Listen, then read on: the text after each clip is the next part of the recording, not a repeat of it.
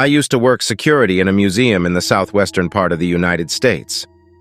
The basement of the place was almost always locked because there was a lot of valuable stuff kept down there. Whenever someone needed to go down to retrieve something, the rules stated that they had to be accompanied by at least one person from security. This was due to some vague story about an incident which had occurred down there years before. No one seemed to know exactly what that incident was, but we all assumed it was related to an attempted theft or something. Anyway, some repair work needed to be done in the basement, so some contractors were brought in. Me and another security guard were given the job of staying down there with these 4 workers for security reasons. The job was supposed to last 2 weeks, and I swear every day something odd would happen. I mean, in the first place, it just felt unexplainably creepy down there. I personally didn't have any reason to feel weird about the place, but somehow being down there for any length of time made my skin crawl. I felt like someone's eyes were on me, and I was always just really anxious. There always seemed to be work tools missing when we would go down there at the beginning of the day. There were these weird drafts coming in and strange metallic smells. There weren't any windows down there, but there was one area toward the back that seemed unfinished. Kind of like a crawl space that went under a portion of the building. As far as I knew, it didn't lead to the outside in any way, so it didn't seem to make sense that we would feel those drafts sometimes. It wasn't always, but when it happened, it did seem to go along with the metallic odor. The contractors themselves also seemed freaked out by being down there. It was like they just wanted to get the job done, and it seemed unusually quiet down there every day. It wasn't like they would joke back and forth like you would expect among a group of guys who worked together all the time. They just did what they had to do as quickly as possible. Anyway, sometime during the second week, my security colleague, who was usually down there with me every day, called in sick to work. So it was just me and the contractors. Everything was pretty much as usual, except it had maybe been extra drafty that day. At one point, I went off to use the bathroom. A few minutes after I had gone into the bathroom, I started to hear screams coming from the hallway. I rushed out as fast as I could, and I saw 3 of the guys hauling ass up the basement stairs. They looked petrified. I ran after them, and when we were upstairs, I asked what had happened. They said their other colleague, the 4th guy, had walked toward the back of the basement out of sight and had started screaming. They went to look for him and couldn't find him. They said they were freaking out about how he could just be gone, and they heard a loud screeching noise, like some giant eagle or something. And then something scraping along the cement floor toward them. Apparently, they had all lost their shit at once and turned around and ran. Some of the random weird basement stories I'd heard before started coming back to me. I'd never paid much attention to them before. Maybe the fact that no one was allowed to go down there without security had a deeper reason. I called for help and managed to get 2 people to go with me to locate the last contractor. Right when we got down there and headed toward the back area, we were hit with this horrific smell. It was that metallic scent, but now it was mixed with a rotten sulfur smell. When we went past this pillar right at the back of the basement, we finally noticed the worker guy leaning against it, facing away from us. He looked like he was staring at something, and then we looked toward the back and saw this thing maybe. 6 to 7 feet tall, standing on 2 legs that was just unfathomable. It seemed partly human and partly giant lizard. Dinosaur-like. It had these piercing yellow eyes, and I could see the black claws on the hands it held in front of itself. Its head was like a lizard, and it was staring at us with an aggressive look. The worker was staring back at it like he was paralyzed. He didn't seem to be all there. He was glassy-eyed and mostly non-responsive. I yelled, "Run!" and I grabbed his arm and half-dragged him behind me, and we all took off screaming toward the stairs. I don't even know if that thing followed us. We managed to make it up and slammed the door, and I locked it. When I looked at the guy, I realized that the back of his jacket had been torn. Like slashed and shredded. Like something had clawed at him. There was some blood too, so it broke the skin. We ended up calling an ambulance and sending him to the hospital. The police came too and evacuated the building and police taped the whole area. We all gave statements and were sent home and told not to come back to work until we were notified. Well, guess what? After about 2 weeks, we heard that our jobs were no longer available. and we were given some severance pay, and I ended up going back to my hometown in Illinois to regroup. To this day, I still don't know what the freak was going on there. When I've tried to describe that day to people, it sounds like I've lost my mind or something. I just tried to let the whole thing go and move on.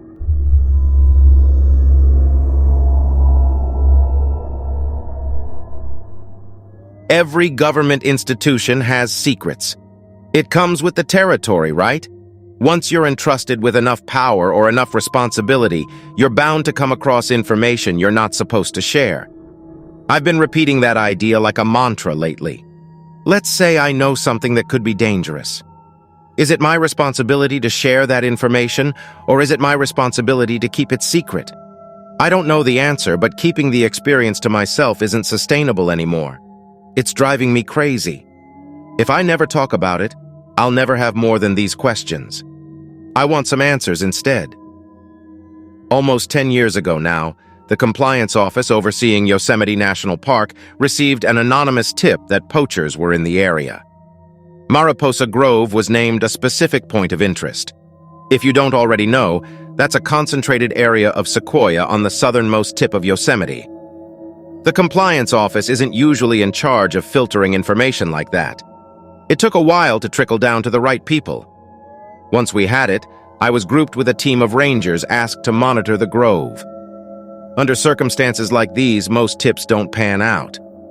We either hear about the poachers after it's too late, or they realize that we've been tipped off and they never show.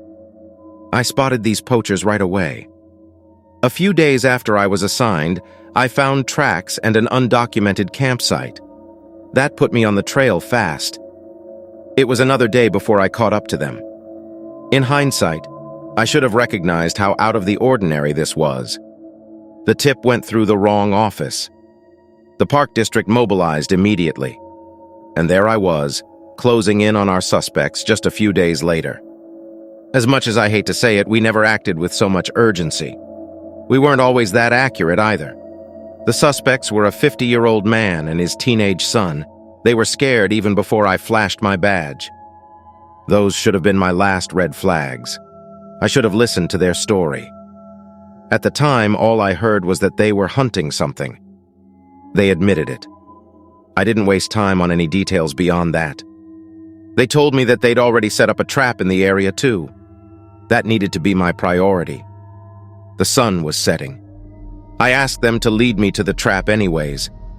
It needed to be disabled before it could do any permanent damage to the local wildlife. They begrudgingly agreed. The boy was particularly resistant. I remember him yelling at the father, almost warning him that something bad would happen if they went along with my demands. If anything, that only made me more persistent. I thought they were trying to avoid additional legal trouble. To me, that meant they were hiding something else. I wanted to see it. We walked for about a mile. When it finally got dark, I contacted my superiors over the radio. If either of the suspects were injured while I was urging them on, the park district would be facing a lawsuit. They agreed with my earlier assessment. We needed to disable the trap and ensure that the poachers weren't hiding anything else. I was expecting to find a snare or a live cage. What I found instead was a pit. They'd dug a hole large enough to bury an elk. Sharpened stakes were crammed in the bottom and a cloth sack was suspended from a tree overhead. A red liquid was leaking through the fabric. I turned and questioned the poachers. There were black bears in the area, sure, but they weren't going to be lured into a trap with a bag of raw meat. They weren't going to come running like sharks to blood.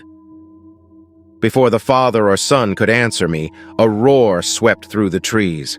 It was deep and long-winded, louder than anything I'd heard from a bear. I must have processed the next few events in shock. I don't remember being an active participant in anything that happened. I only remember the encounter unfolding around me. The son ran and tackled me to the ground. As he did, a flash of reddish fur leaped over our heads. I saw teeth and spit and fiery eyes. I think I climbed to my feet. I was standing for the next part. The animal charged the father. It was running on 2 legs. I remember that vividly. Its long arms swayed and almost scraped the ground when it sprinted. The old poacher wasn't fast enough to run away. He must have known that because he headed for the pit instead. He jumped across the opening just as the animal lunged for him. I watched its snout-like mouth wrap around his shoulder. Then the two of them fell into the pit together. There was a scream and a whine.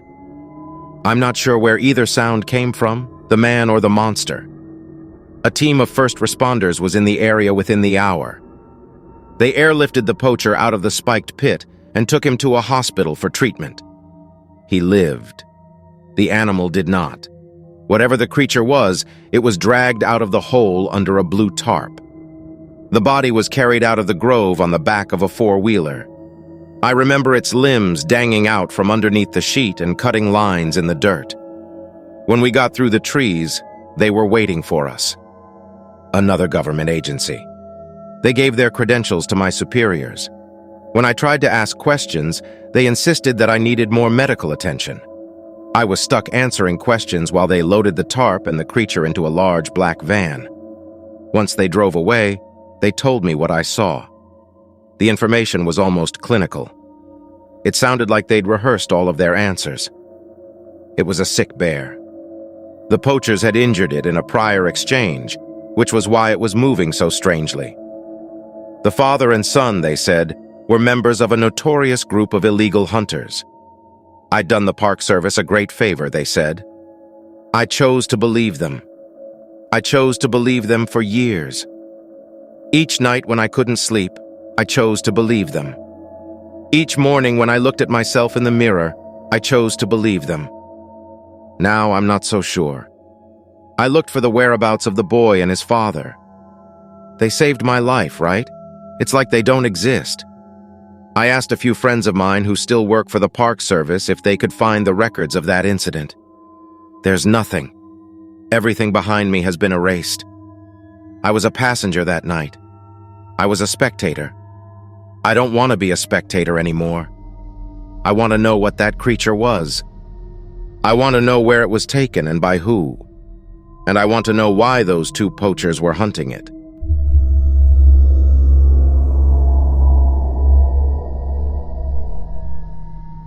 When you're raised by a single mom, sometimes you end up playing kind of a caretaker role to your own parents since there's not another adult around. That kind of happened with me. I didn't mind. I loved my mom and we always just took care of each other. We lived in Michigan and she was working as the manager of a lodge.